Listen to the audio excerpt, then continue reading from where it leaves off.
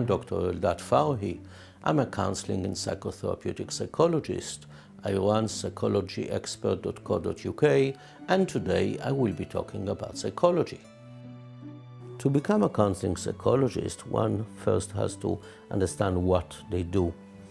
Unlike clinical psychologists who evolved as a profession in order to meet the needs of the various health organizations and establishments, such as the NHS in the UK, counseling psychologists evolved in order to offer support, counseling and psychological therapy to individuals not necessarily within the health system.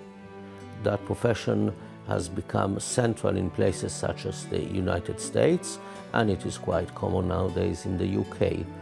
Counseling psychologists train very much like clinical psychologists, that is, they first attend university or another appropriate organization where they receive academic training.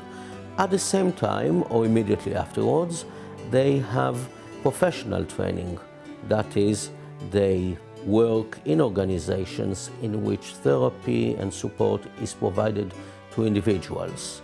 Nowadays, this can also be those health organizations the clinical psychologists used to occupy almost exclusively, but still there are subtle differences. Counseling psychologists tend, although they are not limited to, working with adults, whereas clinical psychologists would have a more broad training.